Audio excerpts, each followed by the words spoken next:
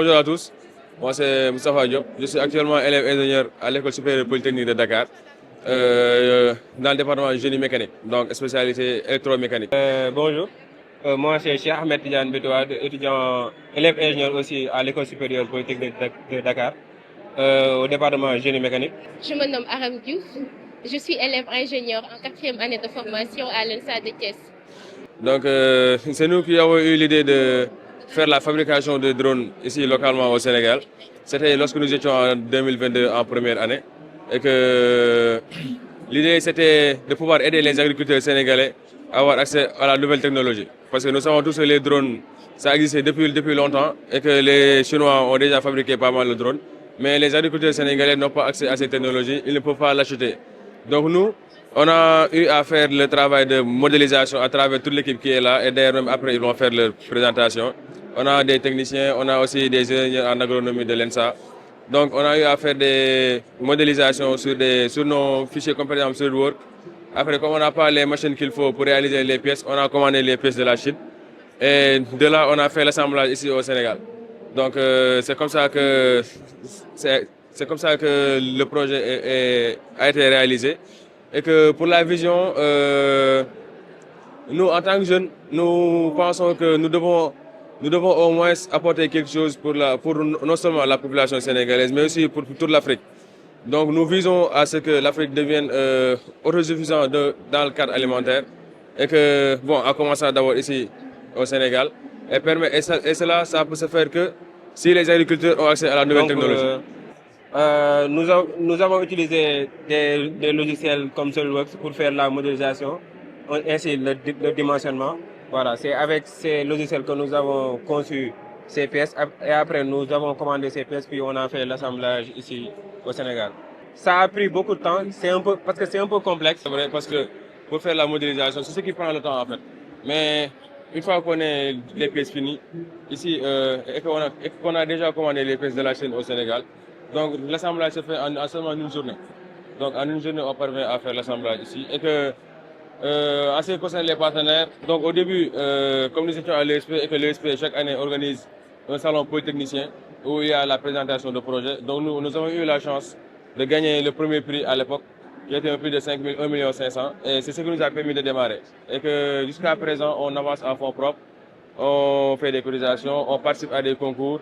Et aussi, bon, c'est à travers ces concours qu'on parvient à faire la fabrication des drones et aussi aller faire la prospection au niveau des agriculteurs, leur démontrer la solution parce que aussi, il y a une réalité qui est là ici au Sénégal. Les agriculteurs, pour l'instant, ne connaissent pas exactement ce que c'est qu'un drone et ce que ça peut leur servir. Donc, nous sommes sur les campagnes de sensibilisation. Même si d'autres parties, on travaille avec des agriculteurs, des agrobusiness, ils connaissent déjà. Voilà, donc nous sommes dans cette dynamique. Quoi. Je suis chargée du pôle agronomique de la start-up AgriDrone Vision. Je gère en tout cas tout ce qui concerne tout ce qui concerne l'agriculture, allant de la détection des maladies jusqu'à la pulvérisation, c'est-à-dire le suivi des prestations en tout cas. Pour ce qui est de notre modèle économique, nous avons deux modèles économiques. L'un c'est B2C et l'autre c'est B2B. Pour le modèle B2B, nous faisons des collaborations avec des fournisseurs, les fournisseurs d'intrants et de produits phytosanitaires. Actuellement, on est avec la CGA qui produit des engrais bio. Et pour le modèle B2C, pour les consommateurs, à savoir les producteurs, nous travaillons avec eux, nous leur proposons des services grâce à l'aide de leur coopérative. Ils se sont regroupés en coopératives agricoles.